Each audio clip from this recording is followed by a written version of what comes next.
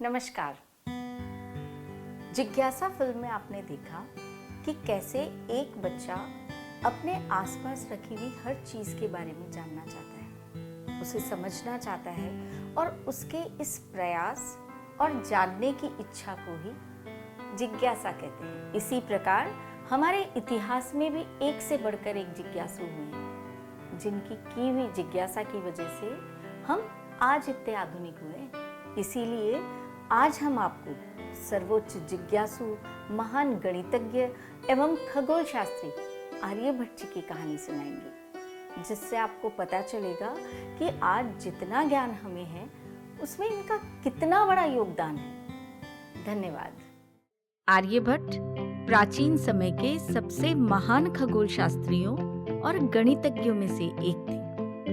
विज्ञान और गणित के क्षेत्र में उनके कार्य आज भी वैज्ञानिकों को प्रेरणा देते हैं। भारत के महान वैज्ञानिक आर्यभट्ट के जन्म के बारे में इतिहासकारों के अलग अलग मत हैं। कई इतिहासकार उनका जन्म 476 ईस्वी में कुसुमपुर यानी बिहार के पटना में बताते हैं, तो कई इतिहासकार उनका जन्म महाराष्ट्र के अशमक में बताते हैं। कहा जाता है कि आर्यभट्ट पटना के नालंदा विश्वविद्यालय से जुड़े हुए थे और गुप्त साम्राज्य के अंतिम दिनों में वे वहां रहा करते थे। उनकी प्रसिद्धि न सिर्फ देश में बल्कि विदेशों में भी फैली हुई थी। आर्यभट्ट के द्वारा की गई शून्य और पाई की खोजों ने विज्ञान और गणित के क्षेत्र में एक नया आयाम प्रदान किया और इसे आसान बना दिया है। आर्यभट्ट उन पहले व्यक्तियों में से थे जिन्होंने बीजगणित यानी अलजेब्रा का प्रयोग किया। आपको ये जानकर हैरानी होगी कि उन्होंने अपनी प्रसिद्ध रचना आर्यभट्टीय को कविता के रूप में लिखा, जो कि एक गणित की पुस्तक है। यह प्राचीन भारत की बहुचर्चित पुस्तकों में से एक है। इस पुस्तक में दी गई ज्यादातर जानकारी खगोल शास्त्र और गोलीय त्रिकोणमिति से संबंध रखती है। आर्यभट्टीय में अंक गणित, बीज गणित और त्रिकोणमिति के 33 नियम भी दिए गए हैं। आज हम सभी इस बात को जानते हैं कि पृथ्वी गोल है और अपनी धुरी पर घूमती है और इसी कारण रात और दिन होते हैं।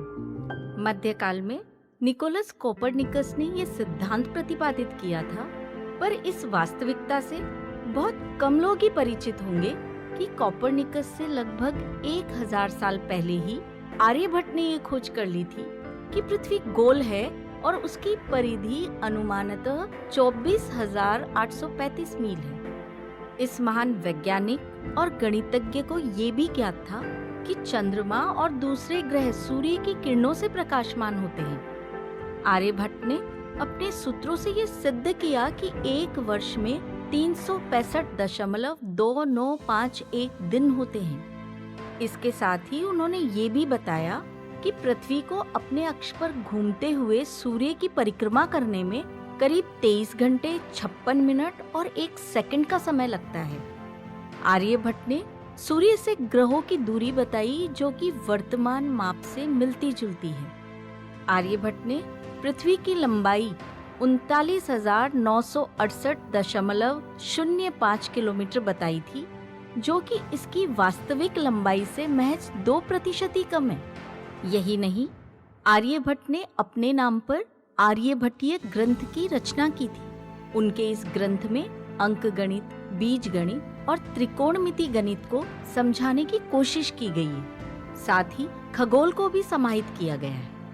आर्यभट्ट ने अपने जीवन काल में कई महान ग्रंथों की रचना की थी, जिनमें से उनके आर्यभट्टीय, दशगीतिका, तंत्र और आर्यभट्ट सिद्धांत प्रमुख थे। हालांकि उनका आर्यभट्ट सिद्धांत नामक ग्रंथ एक विलुप्त ग्रंथ है, जिसके सिर्फ 34 श्लोक ही वर्तमान में उपलब्ध है। इतिहासकारों की माने तो आर्यभट्ट के इस ग्रंथ का सबसे अधिक इस्तेमाल 7वीं सदी में किया जाता था। ये उनका सबसे महत्वपूर्ण ग्रंथ था, जिसमें उन्होंने अंक गणित, बीज गणित, त्रिकोणमिति की व्याख्या बेहद खूबसूरत तरीके से की थी। इसके अलावा इस ग्रंथ में वर्गमूल, घनमूल, समानांतर श्रेणी समेत कई समीकरणों को भी आसान भाषा में समझाया गया है। वो महान वैज्ञानिक और गणितज्ञ आर्यभट्ट ही थे, जिन्होंने शून्य की खोज की, पाई का मान 0.4 अंकों तक बताया और साथ ही पृथ्वी की परिधि आदि की लंबाई बताकर खगोल विज्ञान और गणित के क्षेत्र में अपना महत्वपूर्ण योगदान दिया। आर्यभट्ट ने त्रिकोणमिति के आर्य सिद्धांत में ज्या, कोज्या, उत्क्रमजा, व्युजा की परिभाषा बताई। महान गणितज्ञ आर्यभट्ट की खगोलकीय गणना ने जलाली कैलेंडर बनाने में मदद की थी। 19 अप्रैल 1975 को भारत सरकार ने अपना पहला उपग्रह अंतरिक्ष में छोड़ा था, जिसका नाम उन्होंने महान गणितज्ञ और खगोल वैज्ञानिक आर्यभट्ट के नाम पे रखा था।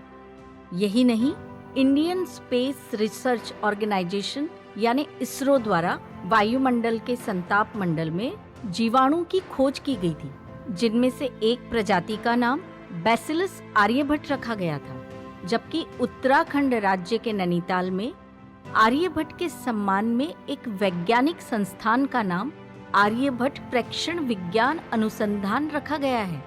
गणित और विज्ञान के क्षेत्र में अपना महत्वपूर्ण योगदान देने वाले आर्यभट्ट ने लगभग 550 ईसा पूर्व में अपने जीवन की अंतिम सांस ली थी। उनके मन की जिज्ञासा पूरी मानव जाति के लिए वरदान साबित हुई। ऐसे महान व्यक्ति को हम सभी का कोटि कोटि नमन।